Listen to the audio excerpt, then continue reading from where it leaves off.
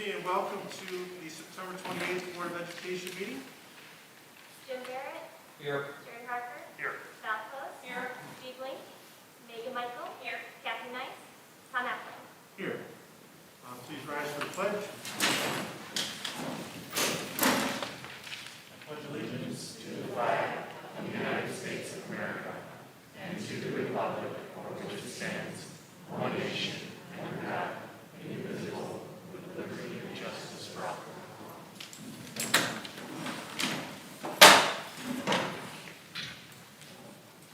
Board members, any topics for consideration to add to the agenda this evening? No? Okay. I make a motion we approve agenda as presented. Second. All in favor? Aye. Okay, we have to appoint Secretary Pro Tem for the evening. I make a motion to appoint Michael Secretary Pro Tem. Second. Favor? Aye. Then we have consent approved for the minutes of the August 17, 2021 Board of Education meeting, the August 17, 2021 Board of Education closed session meeting, the September 14, 2021 Committee of the Whole meeting. We have a motion to approve those minutes. I'll make a motion to approve as presented. Jerry Harper. Yes. Val Close. Yes. Megan Michael. Yes. Jim Barrett. Yes. Tom Appling. Yes. Next up, we have agenda time for citizens to speak. Community members are welcome to address the board in person. Please follow our board policy 2230 when attending, and note that the board will listen to your comments but does not reply. Would anyone like to speak to the board this evening? I hear it. Please go there and then let us know what your name, and did you sign in when you? I did. Excellent, thank you. Can you hear me? Yes. There you go. My name is Rosemary Condritz, and I'm here with my friends who are extremely concerned about the teaching of critical race theory in the various forms in the United States. I have had a very interesting conversation with Terry Engelbrecht, who is Johnsburg District's curriculum director, and she has assured me that it is not being taught in Johnsburg District 12 schools. Our conversation included that she is a history major and taught authentic history through the years. She's also in charge of the new curriculum that is used throughout the school district. She explained that she follows the state standards, which are located on the ISBE website. Critical race theory is under the umbrella of critical social justice, which seeks to divide our society on the basis of race, ethnicity, sexual preference, religion, disability status, and gender, and then requires societal view based on those groups. Furthermore, that straight white people have systematically rigged society for their own benefit. This divides us into victims and oppressors. The philosophy is completely flawed and totally rejects the civil rights movement of the 60s, where Martin Luther King Jr.'s view where all people are created equal and not separated by their skin color and were judged on their characters. CRT completely and inherently racializes all issues, including those we hold dear to our hearts as patriots and Americans: Christianity, free markets, traditional family structures, traditional marriage, representative government, and the rule of law. Furthermore, Governor Pritzker mandated that students that are learning to be teachers in Illinois must have training in this philosophy for future use. This is a slow but sure takeover of our schools and minds of our children. While we appreciate the transparency of Johnsburg School District to reveal that they are not using the tenets of CRT, we need to be assured that in the future you will continue to be committed to keep any form of critical social justice and critical race theory out of the curriculum. And furthermore, be assured that District 12 will be teaching authentic history, representing a common vision not based on racial identity. That being said, we request a response from the following questions. How will you guarantee, that the materials used by the teachers will not be based in any way on the CRT framework or social justice framework? 2, what guidelines and safeguards will you use to prevent critical social justice and CRT from getting into the school systems? For example, teacher training, textbooks online, teachers' own biases. 3, how is the administration supporting teachers who are teaching authentic history, honest and traditional history, and making it clear that political issues and CRT are not in any way a part of Johnsburg's philosophy? 4, how will you decline the governor's mandate to teach CRT in schools when he entices the schools with a monetary incentive like that of the Common Core a few years ago? 5, are the school board members committed to rejecting CRT and critical social justice with its insidious takeover of the culture? Our children are our precious future. We must all be committed to protect them from this divisive and destructive ideology. Thank you for your time. Thank you.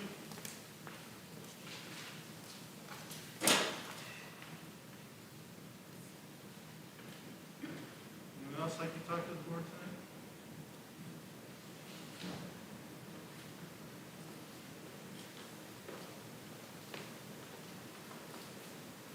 My name is Nancy Thompson. Good evening, Dr. Johnson and school board members. On September 17th, the governor issued his 25th executive order declaring that Illinois is still in a state of emergency. We are 18 months into the COVID pandemic.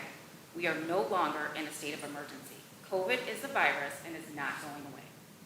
This is no longer about safety, science, and the health of the children. It's all about control and corruption. The governor is using these unlawful executive orders to go back over the last 30 days and redefine the laws that are the basis of the many lawsuits currently pending against him and several districts in the state in order to fit his narrative. He is directly attacking my children, your children, and the children in this community. District 12, through the direction of the governor, continuing to enforce these unlawful orders is in direct violation of my family's constitutional rights. The board does not think engaging in the community to discuss and understand their stakeholders' views and how we can work together to fight the injustice against freedom of choice is necessary at this time because this will not result in policy change. I understand that these policies are not changing today or tomorrow. That's not the expectation. The expectation is the board is doing what they were elected to do under Section 280 of the District 12 School Board Policy, which reads as follows. I do solemnly swear that I will faithfully discharge the duties of the office of member of the Board of Education of Johnsburg District 12 in accordance with the Constitution of the United States, the Constitution of the State of Illinois, and the laws of the State of Illinois. This is a serious situation that our school district is facing, but the board does not think that it is fiscally prudent to make waves.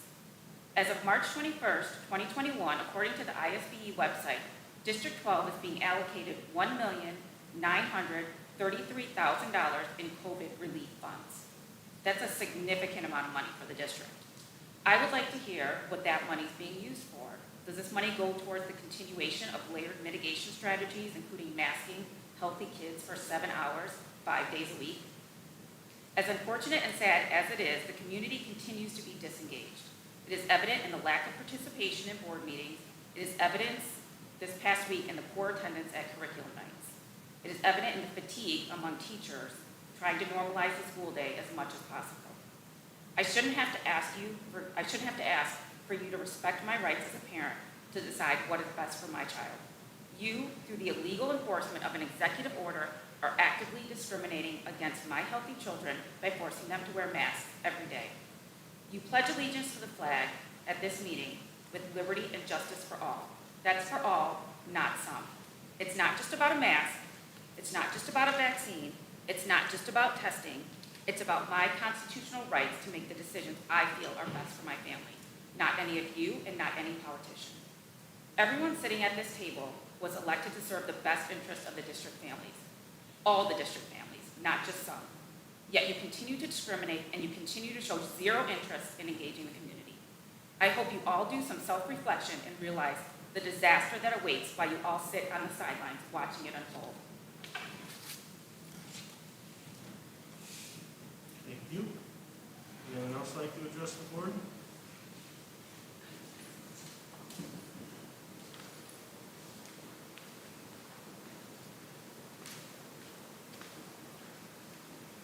Hello, it's nice to be here. Thank you for allowing us to come and share some thoughts.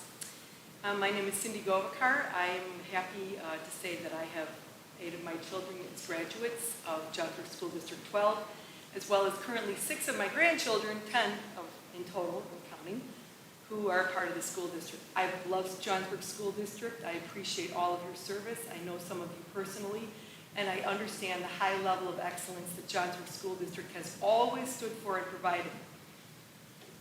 I just want to share a few of my thoughts in line with some of what's been shared already. What is a lighthouse? It's a tower or structure designed to emit light, to serve as a beacon for navigational aid. Lighthouses mark dangerous coastlines and hazards. They beckon a safe entry in the presence of fog, wind, waves, and tumultuous seas. A lighthouse is regarded as the original model for public good, as ships and everyone could benefit from its illumination. The light emitted is not excludable, but any number of ships could use the light without diminishing its utility to the others. The lighthouse is the symbol which represents Johnsburg School District 12. We are structured to be the light, to be a beacon of direction for safe passage and guidance through the sometimes challenging waters of our time, to illuminate young minds through an educational experience that will be safe and challenging, and which develops character, and to inspire students to become lifelong learners. That would be our mission statement. We thank you for allowing us to be here today to make record of our concern for the future direction for our Johnsburg School District curriculum. Seeing the current in our great nation of the teaching and promoting of cultural race theory, otherwise known as CRT, brings cause for concern. Critical race theory is an academic discipline formulated in the 1990s, built on the intellectual framework of identity-based Marxism. It has historically been relegated to a default ideology in our universities and obscure academic journals, but now it is becoming the default ideology in our public institutions, government agencies, public school systems, teacher training programs, and corporate human resource departments in the form of diversity training, human resource modules, public policy frameworks, and school curriculum. It promotes the understanding of history and culture through the lens of a divisive, race-based ideology. CRT suggests that our American heritage has been founded on oppression of individuals and groups based on skin color and white privilege. Americans across the political spectrum have failed to separate the premise of critical race theory from its conclusion. Its premise that American history includes slavery and other injustices, and that we should examine and learn from that history, is undeniable. But its revolutionary conclusion that America was founded on and defined by racism, and that our founding principles, our Constitution, and our way of life should be overthrown, does not rightly, much less necessarily, follow. As new educators are being indoctrinated with the philosophy of CRT, we must anticipate the possibility that our community will have to respond to the effects of its teaching. Our public concern is that as we navigate forward with ever-changing seas of curriculum and courses, and in the continued training of our beloved teachers and educators, we will remain vigilant in our efforts to maintain an inclusive approach to education which never seeks to divide by skin color, but instead meets the highest criteria of accomplishing individual excellence for every young scholar in our district. District 12 needs to continue to be the light for the world to see. Thank you very much, and thanks for being part of that light. And as Rosemary presented earlier, some more specific questions. We would appreciate, as you continue to have your discussions going forward, how you can address maybe some of those more specifically. But thank you again so much, and peace to all of you. Thank you. Would anyone else like to address the board?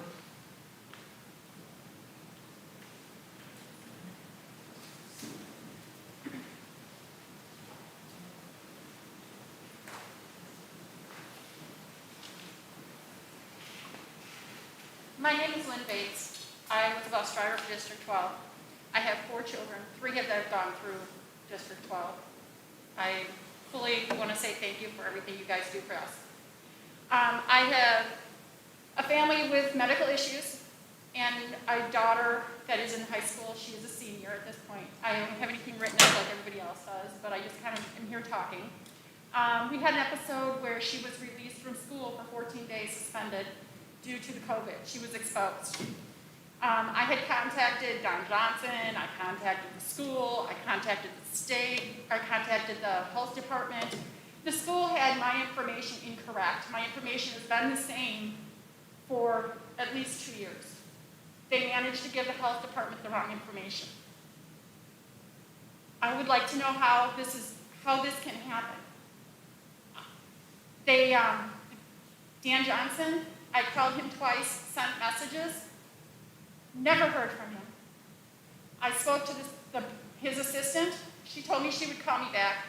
She never called me back. The health department never called me back. The young lady that exposed my daughter was tested positive the Monday and was back in school on Tuesday. Unfortunately, we were going to a funeral. The school didn't even have my number to call me to tell me. I had to hear it from the other kids. I drove around 4 hours to find somebody that would test her. She came back negative, so we could go to the funeral. Contacted the school. They're like, oh, well, you got to contact the health department. We gave them the wrong information. Oh, well. As it continued, I got a hold of the health department. They told me I had to wait for the school. School told me I needed to wait for the health department. Anastasia is a special needs child. She's my second one that's been through this school. She's got a special teacher, she has everything else. For almost a full week, she was left aside, which is important. It's a building block. I called Mr. Shelton, the principal, spoke with him, explained the situation. He helped. Joe Grismore, which is her caseworker, helped also. But nobody even bothered to tell me that my daughter was allowed back into school. What kind of communication are we doing with parents? Is what I'd like to know from you guys. Is there something we can do to help protect these kids? My daughter drives to school because I refuse to put her on a bus because of the COVID. If you guys are talking to taking masks away, she's at lunch and she's exposed. But if they get the vaccine in their back, they can come back. She had a negative test and they still made her stay the 14 days out without even calling me and telling me she could come back. What I'd like to know is where there's a communication. Where do we go? And what about the kids that are getting left behind that are the special needs? Because they were exposed. They're in gym class with asthma with masks on, running and jumping and doing everything. Are the teachers doing that too? Do the teachers know it's hard to run, it's hard to jump, it's hard to move around with a mask on. You want to run, do push-ups, everything else with masks on? So it's kind of give and take. But as a parent, do we have the right to, what's our rights with our children? Masks, no masks. But do we as parents have a right to say? I have heart issues in my family. My choice is I'd love to keep my daughter home, even though it's her senior year. Johnsburg says no, state says no. What's our rights? Do we have any rights? Thank you.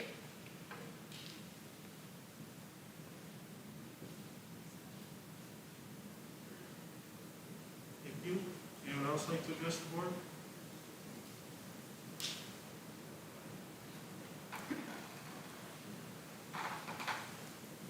Okay, then we'll go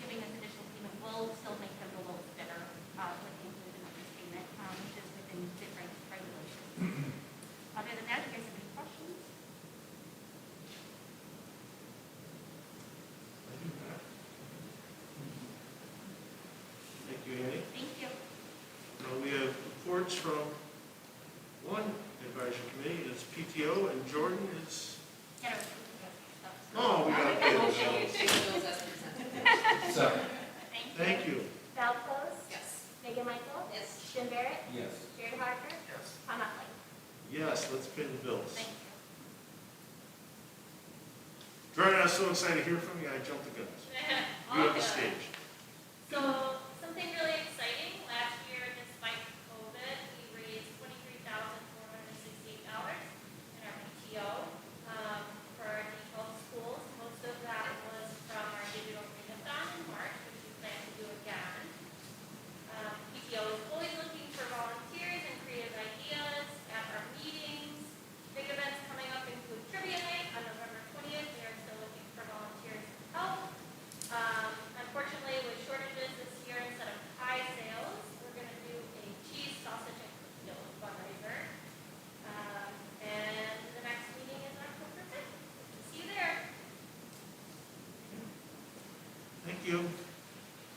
Now we will go to the public hearing for our 2022, the financial year 22 district budget.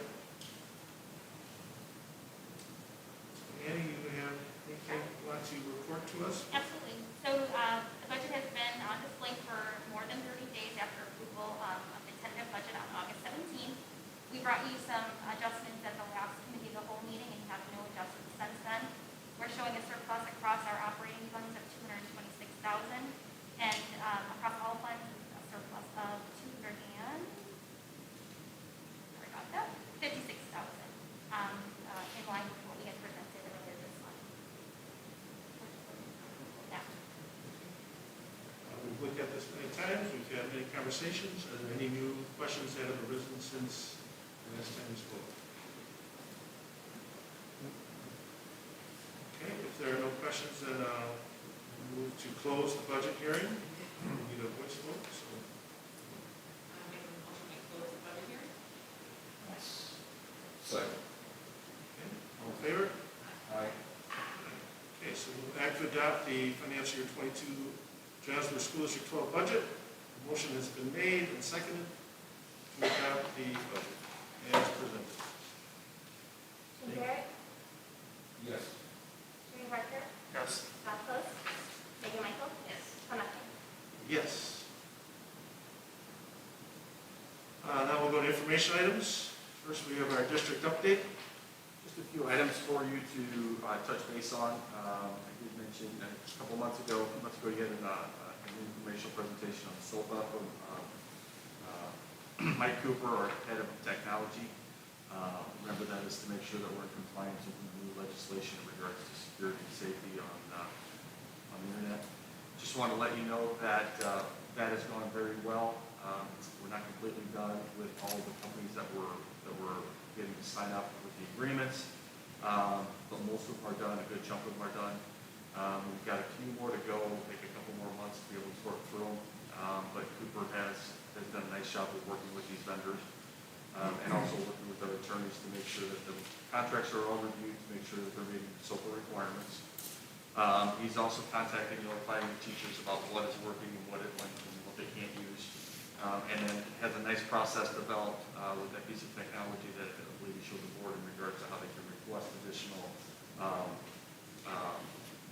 resources and then a faster way to get it through the SOPA process. So it's gone well, but there's still a little bit more to go. We'll update you again in a few more months. Our attorneys have said as long as we're, and attorneys across the state have said as long as we're continuing to work on this, we're still continuing to be in compliance. So we're still moving forward with that, so that's going well. I'm just curious with SOPA, do we, every time we renew a contract, it has to be looked at? Yep. Additional language and general structure in that new form, I guess, or the formula, however they Yep. do it, right? There's a whole template down there. You know, yep. I remember him showing us. Yep. That's in the- It's a labor-intensive process. It is, and it's not cheap. And that's, A lot of reviewing by attorneys. they ask me like, where's all the money going? And there's all these little things that are adding up to real money, and this would be one of them. I know Annie, any other questions on SOPA? no large pushback from anyone. I mean, this is kind of sweeping. Nothing at large, this point just in time, little right? bits and pieces here, but nothing large. Could, there's a lot of new people, and I could remind them what the purpose of something is. It's Internet protection for the kids. for the kids. Thank you. HVAC installation, I know that Annie had talked about that at the committee of the whole meeting a couple weeks ago. We just want to let you know that we have confirmed that we're still on schedule for Columbus Day weekend. So out of Ringwood, so we're anxious to get that going. Yeah, can't wait. Also, I wanted to update everybody. I know the last board meeting I mentioned that our vaccination rate at our staff was 68%. Now that everything is done and we have all the forms in, we're actually at 80% of our staff are fully vaccinated. So I did want to make sure that I circle back and touch base with you around that. Also, a quick update in regards to shield testing. I know that that's something that we have communicated with our families and our staff. Rosters, I believe I mentioned the last time, were just submitted. We had touch base with them on Monday. They're still uploading the rosters. Once that's finished, we should be able to get that rolling shortly thereafter. Cautiously optimistic that it could be by the end of the week because the rosters are done. Potential to get started next week, but I'm more thinking the following week to get that started in the district for that process to get going. They've been pretty good to work with. The problem is that there's a lot of people that they're working with in the state, so but they've been pretty responsive so far. So. And we do our best to keep the dashboard updated. Just a few updates from the board. I know you get a lot of that information at our committee of the whole meeting, so these are just a couple things just to touch base and circle back. Thank you. We have some donations, huh? We do. Quite Yep. a few. Yep. And I think they're worth noting. I did put a memo in the packet, but I'd still like to list them and say thank you to those donors and hopefully get acceptance for them. The first one, as Jordan had mentioned, was the Johnsburg PTO. They were able to, even with a crazy year, to donate $23,468 to the district this year to be divided equally amongst each of the schools. We had an anonymous donor donate $1,500 to the Johnsburg Elementary School Learning Center to be used as they see fit. Greg and Chris Archer donated $500 to the Johnsburg High School Music Department. The Navistar company donated 18 6-ton snap-on jack stands, 4 10-ton jack stands, and 6 roll carts to the Johnsburg High School CTE program. And then Dan Oler, he donated 3 Swift Zero 90 microscopes to the science department. So we're looking for approval of those to be accepted. Pretty cool. And then, Annie, we had some FOIA requests. We do, and they're getting kind of lengthy, so we did include a memo in the packet. So if you guys want me to go over those, I can, but otherwise, if you just have questions, feel free to ask me. I personally read through and Okay. I'll include a memo moving forward for these. Thank you. Move on to action items. First, we have request for consent approval of the reading. We have the second reading and adoption of board policies. There's many listed there for you. We have district donations and then the non-athletic and athletic stipends.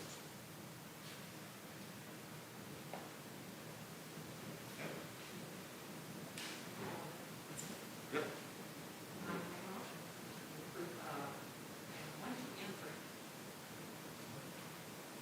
I'll second. Megan Michael? Yes. Jim Barrett?